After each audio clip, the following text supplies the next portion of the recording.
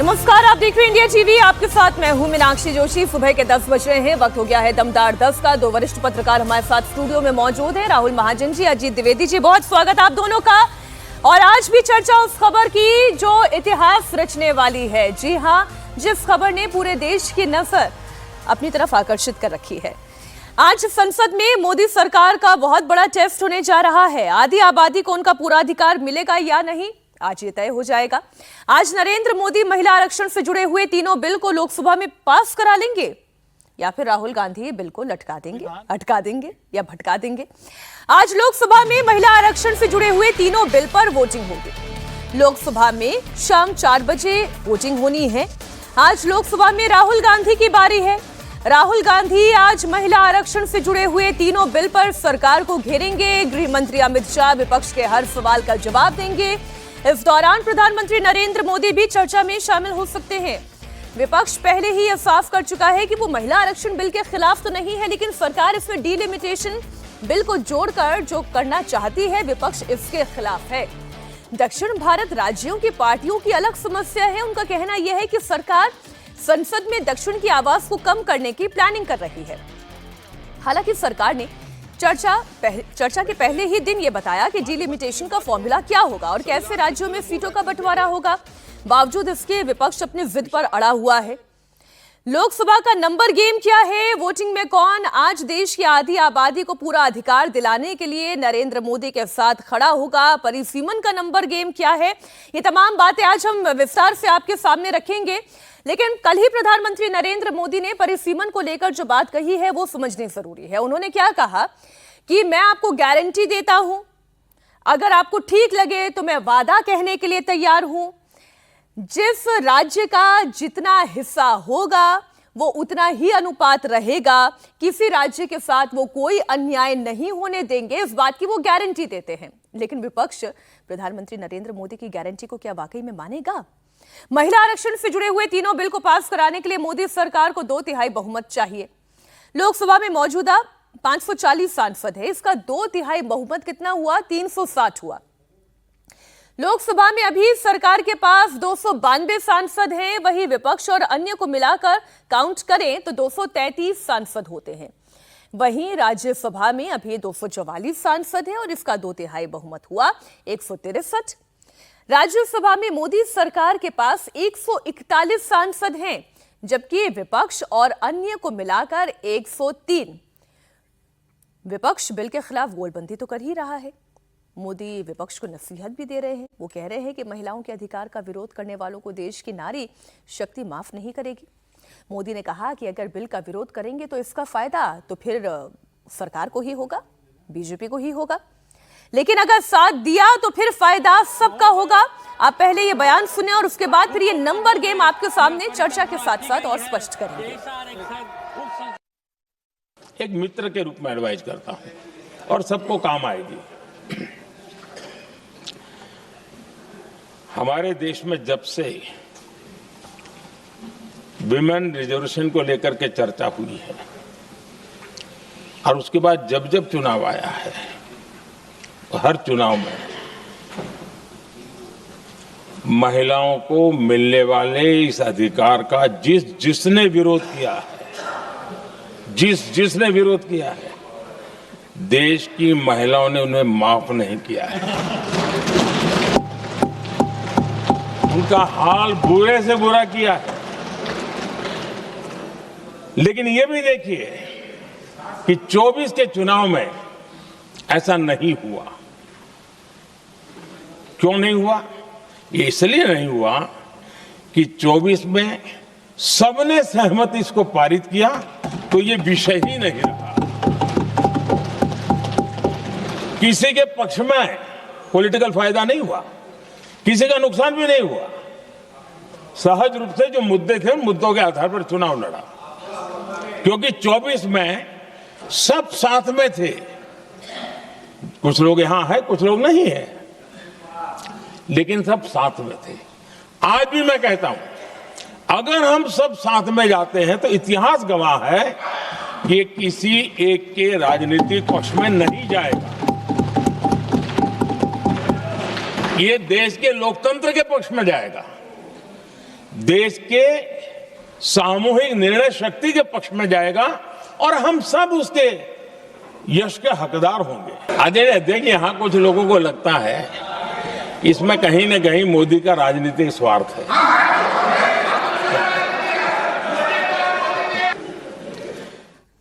अब जैसे प्रधानमंत्री नरेंद्र मोदी ने कहा कि विपक्ष को ऐसा लगता है कि इसमें बीजेपी का कोई राजनीतिक स्वार्थ है, तो वहां से विपक्ष की आवाज भी आ गई कि हाँ है। मैं इस चर्चा को थोड़ा खोलूंगी राहुल जी, अजीत जी, लेकिन विपक्ष का एक स्टैंड है वो भी एक बार बयान के जरिए दर्शकों के सामने आ जाना चाहिए। विपक्ष महिला आरक्षण के नाम पर परिसीमन कराने का विरोध कर रहा है। वो ये कह रहा है कि इससे दक्षिण भारत के राज्यों के साथ तो अन्याय हो जाएगा। पर मोदी ने यह साफ किया कि वो किसी के साथ नाइंसाफी नहीं होने देंगे। अमित शाह ने भी कहा कि लोकसभा की कुल 543 सीटों में दक्षिण राज्यों की 129 सीटें हैं। परिसीमन के बाद ये बढ़कर 195 हो जाएंगी। जब से कर्नाटक राज्य में 543 के सदन में अभी 28 सीटें हैं और सदन की 543 सीटों की संख्या के 5.15% कर्नाटक के सांसद यहां पर आते हैं। ये बिल पारित होने के बाद, संविधान संशोधन होने के बाद कर्नाटक की संख्या हो जाएगी 28 से बढ़कर 42 और प्रतिशत लोकसभा में 816 में हो जाएगा 5.14। दूसरा राज्य है आंध्र प्रदेश, इनकी अभी 25 सीटें हैं आंध्र प्रदेश की और अब की स्थिति में उसका प्रतिशत प्रतिनिधित्व 4.60 है, 4.60। अब इसमें भी 50% लगभग वृद्धि होगी तो सीटें हो जाएगी 38 और 4.60 की जगह 4.65% उनकी शक्ति हो जाएगी। तेलंगाना में 17 सीटें हैं अभी और उनकी शक्ति 543 के सदन में प्रतिशत 3.13 है। अब उसमें 50% की वृद्धि होगी और सीटें हो जाएगी 26 और 3.13 की जगह 3.18% उनकी क्षमता। तमिलनाडु तो अमित शाह फॉर्मूला बता रहे हैं और आज इस पूरी चर्चा का जवाब देने की जिम्मेदारी भी गृह मंत्री अमित शाह की रहेगी और नजर आज राहुल गांधी पर भी रहेगी। लेकिन सवाल यह है कि अजय जी, प्रधानमंत्री नरेंद्र मोदी तो गारंटी दे रहे हैं और वो ये कह रहे हैं कि आप हमारे साथ आकर खड़े हो, आपके लिए एडवर्टीजमेंट मैं करूंगा, फोटो मैं छपवाऊंगा। सवाल यह है कि क्या सरकार इस नंबर गेम को जीत पाएगी? देखिए, अभी तो जो नंबर है 360 आपने बता दिए सबके सामने और 293 सरकार का अपना था जी, 293, जिसमें 240 बीजेपी की अपनी सीटें हैं और बाकी 53 सीटें उनके सहयोगी पार्टियों की हैं और अन्य के पास 15 सीटें हैं। 233 अपोजिशन का है जिसमें 204 इंडिया ब्लॉक के हैं और 29 ममता बनर्जी के हैं। ममता बनर्जी चूंकि इंडिया ब्लॉक में नहीं थी इसलिए हम लोग हमेशा उनको अलग काउंट करते हैं, लेकिन वो अपोजिशन में है तो 233 अपोजिशन की है। 15 अन्य हैं। अब उस 15 अन्य में हम लोग कल भी चर्चा कर रहे थे, कई ऐसे हैं जिनका समर्थन सरकार को नहीं मिलेगा। AIMIM नहीं मिलेगा समर्थन का नहीं मिलेगा। जेल में बंद है इंजीनियर राशिद, उनका मिलना मुश्किल है। जेल में बंद है अमृतपाल सिंह, उनका मिलना मुश्किल है। सरबजीत खालसा जो इंदिरा गांधी के हत्यारे बेअंत सिंह के बेटे हैं, हो सकता है उनका नहीं मिले। BRS के लोग हैं जो चंद्रशेखर राव की पार्टी है, उनका न मिले। हो सकता है कि जगन मोहन रेड्डी के जो हैं वो समर्थन दे दें, तो वो भी पूरा सुनिश्चित नहीं है कि वो 15 जो अन्य हैं उनका वोट आपको मिलेगा। तो कुल मिलाकर के सरकार की संख्या 300, 305, 310 कुछ इस तरह का आप मान लीजिए पहुंचा देंगे, अपोजिशन में अगर कोई बड़ी टूट नहीं होती है तो। इसलिए अभी तक की स्थिति में यह लग रहा है कि सरकार के लिए बिल पास कराना बड़ा मुश्किल है और हो सकता है कि सरकार को इसका पहले से अंदाजा हो। ये बिल पास नहीं होगा तभी कल नोटिफाई किया नारी शक्ति वंदन कानून को, जो सितंबर 2023 में पास हुआ है, उसको कल नोटिफाई किया गया और उसको कल नोटिफाई करके उसको लागू कर दिया गया। तो अगर ये बिल आज नहीं पास होता है तो वो पुराना वाला बिल लागू हो गया, वो लागू रहेगा, उस बिल पर कोई असर नहीं होगा। अगर उस बिल में संशोधन का प्रस्ताव आज नहीं पास होता है तो वो बिल लागू हो जाएगा और सरकार उसकी स्पीड बढ़ाएगी लागू करने के। पहले हम लोग को लग रहा था कि वो बिल लागू होगा। मुझे इससे थोड़ा और समझाएं कि फिर ये डिलिमिटेशन बिल पास हो या ना हो, फिर उससे कोई फर्क नहीं पड़ रहा है, आपका रिजर्वेशन तो सिक्योर हो ही गया। बिल्कुल। फिर वो रिजर्वेशन 543 सीटों में होगा? नहीं, उस नारी शक्ति वंदन कानून पूरी तरह से लागू होगा। लेटर एंड स्पिरिट में, जिसमें पूरा सीटें बढ़ा करके परिसीमन के साथ है ना, वो उसी को तो संशोधित करना है। तो अभी काम उसी तो का हो गया संशोधन फिर आया तो। है। इसमें 3 चीजें होनी नहीं, उसको एक मिनट हम उसको जरा और क्लैरिफाई कर दें कि जो नारी शक्ति बंधन कानून है उसमें है कि जनगणना होगी 26 के बाद वाली, उस जनगणना के आधार पर परिसीमन होगा और उस परिसीमन के आधार पर महिला आरक्षण लागू होगा 33%। तो पहले ये लग रहा था कि 27 की जनगणना की रिपोर्ट 28 में आएगी तो 29 में नहीं लागू हो पाएगा। हमको ऐसा लग रहा है कि सरकार ने जिस रूप में लागू किया है उसको वो स्पीड अप करेगी और 27 की जनगणना की रिपोर्ट जनगणना को स्पीड अप करेगी, 27 में हो जाएगी, उसका डिजिटल हो रहा है। तो जल्दी से आंकड़े आएंगे और परिसीमन आयोग अपना 28 में काम करके, ये सरकार की कोशिश होगी कि 29 में ही उसको लागू कर दे, सीटें बढ़ा करके 33% आरक्षण को। राहुल जी, देखिए 3 चीजें सरकार करने की कोशिश कर रही है। एक तो ये है कि जो पहले जो महिला आरक्षण बिल जो रखा गया था उसमें ये था कि जो नया सेंसस है उसके हिसाब से उसको जोड़ दिया गया था, जो होना है, मतलब जो आप मई में 2 मई से जो शुरू होगा उसके साथ उसको जोड़ दिया गया, ये था। इस बार जो अमेंडमेंट है वो ये है कि इसको 2011 के सेंसस के हिसाब से कर लिया जाए। 2000 और दूसरा ये है कि भाई 2011 के सेंसस के हिसाब से, दूसरा ये है कि जो परिसीमन भी है वो 2011 के सेंसस के हिसाब से किया जाए, और तीसरा ये है कि लोकसभा में सीटें बढ़ा ली जाए, मतलब 850 सीटें कर ली जाए मैक्सिमम जो होती हैं, जिसमें जो है 815 जो है राज्यों की है, 35 जो है केंद्र शासित प्रदेशों की है। तो इस तरह से ये 3 अमेंडमेंट लाने की सरकार की कोशिश है। अब इसमें आर्गुमेंट क्या है? आर्गुमेंट ये है कि 2011 क्यों, आप क्यों नहीं जनगणना क्यों नहीं, उसमें भी जातिगत जनगणना क्यों नहीं? नहीं, 2011 से अब तक जो है लगभग 30 करोड़ लोग भारत में जुड़ चुके हैं, नए लोग आ गए हैं 30 करोड़ लोग। अगर 30 करोड़ लोग आ गए हैं तो क्या राज्यों का डिलिमिटेशन सही होगा अगर 2011 से आप करोगे? ये एक आर्ग्यूमेंट है इस पूरे इशू को लेकर। तो अगर 2011 से करते तो परिसीमन क्या सही होगा, ये बड़ी जो है मतलब लोगों के सामने भी ये बात है। और ऐसे में अगर आप अभी के हिसाब से, अभी जितनी है 543 सीटें जो हैं उसमें अगर लागू कर देते हैं महिला आरक्षण तो ठीक है, उसके हिसाब से लागू। नहीं, मैं आपसे ये जानना चाह रही हूँ कि ये एक बार मैं प्रियंका गांधी ने भी, क्योंकि कल विपक्ष की तरफ से अपनी बात रखी, उन्होंने सवाल भी उठाए। लोकसभा में मोदी सरकार 2/3 बहुमत चूंकि लाने की कोशिश कर रही है, 98 सांसदों वाली कांग्रेस पार्टी ये कह रही है कि उसका विरोध महिला आरक्षण को लेकर नहीं है लेकिन परिसीमन को लेकर है। प्रियंका गांधी ने कहा कि अगर सरकार की नीयत साफ है तो मौजूदा 543 सीटों में ही महिला आरक्षण लागू कर दे। इन्हीं 543 लोकसभा क्षेत्रों में से महिलाओं को 33% आरक्षण क्यों नहीं दिया गया? अगर पद खोने का डर नहीं है तो कुछ लोग अपना पद खो लें।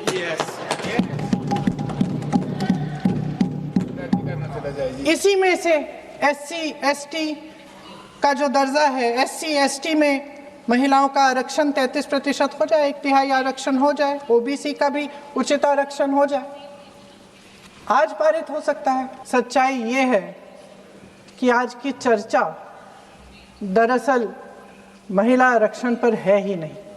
जो विधेयक के सरकार ने पेश किया है उसका प्रारूप हमने पढ़ा, उससे पूरी चर्चा ही बदल गई है। संसद का 50% विस्तार प्रस्तावित है लेकिन इसके लिए कोई ठोस प्रक्रिया के बारे में एक भी शब्द नहीं लिखा है। आश्चर्य की बात यह है कि इतने बड़े परिवर्तन के नियम क्या होंगे, कैसे किया जाएगा, इसके बारे में पूरे विधेयक में एक भी शब्द नहीं। लोकतंत्र की धज्जियां उड़ाकर अगले चुनाव के लिए अपनी पार्टी की मजबूती का ढांचा बनाया जा रहा है। हंस रहे हैं। इसका मतलब यह है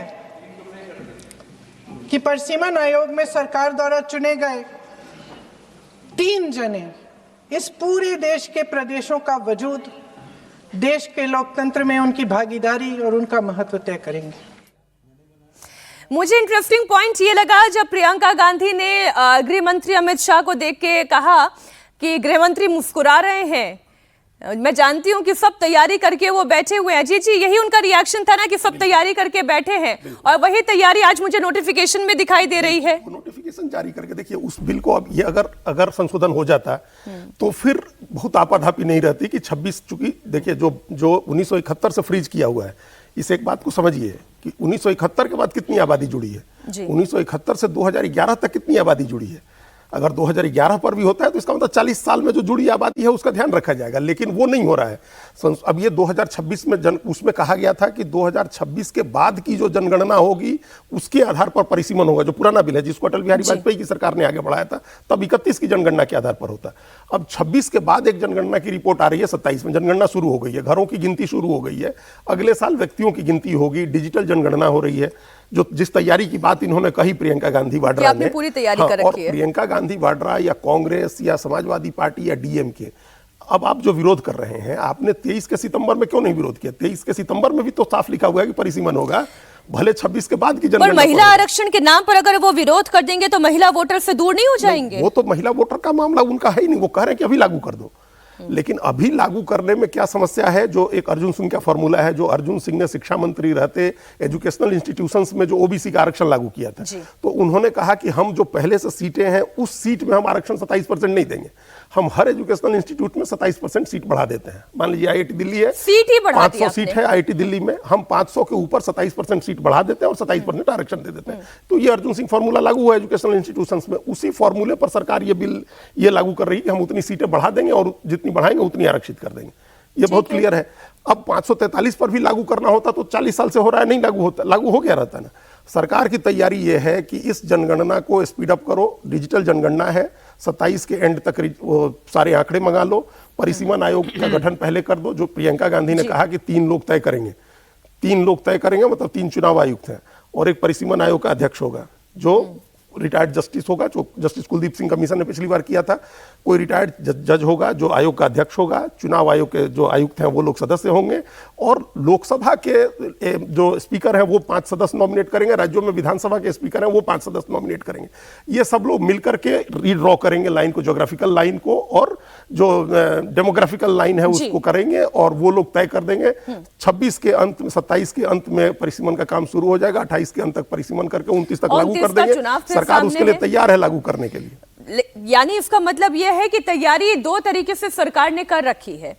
अगर ये बिल पास हो जाता है तब तो वो जैसे ऑलरेडी काम कर रहे थे उसी पेस पर वो काम करते रहेंगे, लेकिन अगर ये बिल पास नहीं हो पाता है, ऐसे में आज उन्होंने नोटिफिकेशन जारी करके जो सेंसस वो ऑलरेडी इनिशिएट कर चुके हैं उसकी स्पीड बढ़ा के फिर वो डिलिमिटेशन तो करेंगे ही, 33% महिलाओं को आरक्षण मिलेगा ही। ये तैयारी 2 तरफा जो है वो सरकार करके चल रही है। लेकिन हमारे पास सामने मुद्दा यह है कि जिस चैलेंज को लेकर मोदी सरकार पार्लियामेंट में बहस कर रही है, क्या उस चैलेंज को इसी पार्लियामेंट में, इसी सेशन में वो पास करा पाएगी? महिला आरक्षण से जुड़े हुए बिलों को लेकर समाजवादी पार्टी इसमें मुस्लिम एंगल ढूंढ रही है। वो ये कह रही है कि इसमें ओबीसी और मुस्लिम महिलाओं के लिए अलग से कोटा हो। समाजवादी पार्टी परिसीमन से पहले जातीय जनगणना की मांग कर रही है। लोकसभा में समाजवादी पार्टी के कुल 37 सांसद हैं और जाहिर है कि ये बिल के खिलाफ वोट करेंगे, ये बात तय है। इस सरकार से ज्यादा अनएथिकल और बेईमान कोई सरकार हो ही नहीं सकती है। जिस पर चर्चा चल रही हो उस दौरान आप नोटिफिकेशन करें। दुनिया में कहीं ऐसा नहीं हुआ कभी भी, और सो भी डेमोक्रेटिक कंट्री में। We are ashamed of. Samajwadi party तो इसके खिलाफ में ही वोट करने जा रही है। बात टीएमसी की भी कर ले। लोकसभा में ममता बनर्जी की पार्टी टीएमसी के 28 सांसद हैं। टीएमसी महिला आरक्षण का विरोध तो नहीं कर रही है, लेकिन बिल को एनआरसी से जरूर जोड़ रही है। बंगाल चुनाव का प्रचार करते हुए ममता बनर्जी ने कहा कि सरकार परिसीमन की आड़ में एनआरसी लागू करने की साजिश कर रही है। আর এখন বলছে বিল আনছে কি একসাথে মহিলাদের কত অসম্মান দেখুন। 33% রিজার্ভেশন উইমেন মহিলাদের আমরা মন প্রাণ দিয়ে সমর্থন করেছি। আমি এর জন্য আমি নিজেও পার্লামেন্টে অনেক লড়াই করেছি, আমাদের দলও লড়াই করছে। 33% রিজার্ভেশন করার বিল তো অনেক দিন ধরে পড়ে আছে, তা তুমি তার সাথে ডিলিমিটেশন কেন করছো? তার কারণ বাংলাকে তুমি ভাগ করার চেষ্টা করছো, সারা দেশকে ভাগ করার চেষ্টা করছো, কেটে কেটে খণ্ড খণ্ড করার চেষ্টা করছো। তাই দুটো মহিলা আর ডিলিমিটেশন একসাথে হতে পারে না। মহিলা বিল আলাদা বিল, ডিলিমিটেশন বিল আলাদা বিল। এটা আপনাদের আবার আপনাদের ভোট কাটবার যাদের ভোটও আছে এবং এনআরসি করার একটা চক্রান্ত এবং পরিকল্পনা, এই পরিকল্পনায় পা দেবেন না। ममता बनर्जी अलग बात कह रही हैं, जहां समाजवादी पार्टी राहुल जी मुस्लिमों की बात करिए, समझ में आता है उनका वोट बैंक है। टीएमसी बंगाल की बात करिए, क्योंकि ये तो एनआरसी लाकर बंगाल के टुकड़े कराना चाहती है। देखिए, अब तो ये तो राजनीति ढूंढ रहे हैं। देखिए, पहली बात ये कि जो थॉट प्रोसेस है वो बहुत अच्छा है कि 33% रिजर्वेशन हो महिलाओं को। हमने देखा है कि पहली लोकसभा को अगर याद करें तो 5% महिलाएं थी। हम 2019 तक जब आए तो वो 15% हुई है, 2024 में और कम हो गई, 13 दशमलव कुछ हो गई, तो लगभग 14 जी। हाँ, तो मेरा ये मानना है कि ये तो सही कदम है और ये तो सब में लागू होगा ना, हिंदुओं में भी लागू होगा, मुस्लिमों में भी लागू होगा, जो SC ST रिजर्व सीट्स हैं उसमें भी 33% लागू हो जाएगा। तो मेरा ये कहना है कि थॉट प्रोसेस बहुत अच्छा है, लेकिन जो आर्ग्यूमेंट, एक आर्ग्यूमेंट जो है जो वैलिड दिखाई देती है वो ये है कि 2011 पे क्यों, क्योंकि वो सही तरीका नहीं है अपनी जनसंख्या को, अपने लोगों को देखने का कि भाई कहाँ पे कितना ज़्यादा जो है पॉपुलेशन हुआ है। दूसरा, और जिस तरह से 2 मई को जो है वो सेंसस की प्रक्रिया शुरू होगी और टाइम है, अगर 2029 तक भी आप लागू करना चाहते हैं इसको, उस चुनावों तक, तो भी समय है कि आप सेंसस करके परिसीमन कर लें। मुझे ये बताएं सर कि ये बिल पास कराने के लिए बहुमत कैसे लाएगी सरकार? बहुमत तो नहीं है सरकार के पास ना।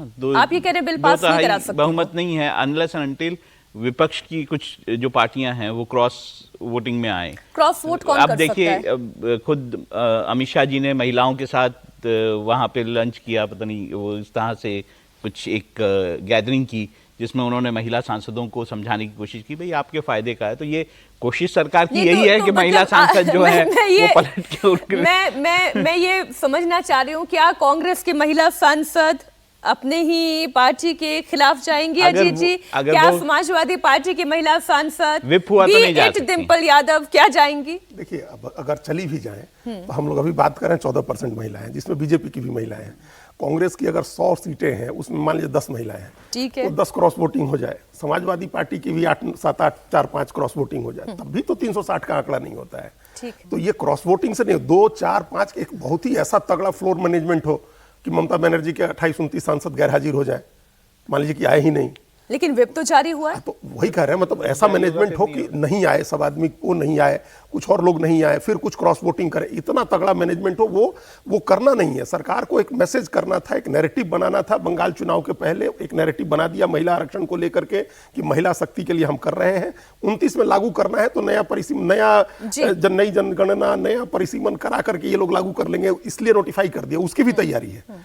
गिर जाए बिल तो अपोजिशन पर सारा ठीकरा फोड़ दो कि भाई तुम्हारी वजह से बिल गिर गया और ये लोग महिला विरोधी हैं, चल जाएगा मामला। इसको थोड़ी चर्चा को सर और बढ़ाते हैं। महिलाओं ने वोट किया, महिला सांसदों ने, तो एक और नैरेटिव भी बनेगा कि महिला सांसदें, आपकी महिला सांसद तो हमारे साथ हैं इस मामले में, लेकिन आप नहीं हो, आप जानबूझ के महिलाओं के खिलाफ। तो ये नैरेटिव बनाना है, यही नैरेटिव तो सरकार ये बनाना चाहेगी कि भाई विपक्ष जो है वो महिला विरोधी है, और महिला वोटर्स को लुभाने के लिए इससे बड़ा स्टेटमेंट और क्या हो सकता है।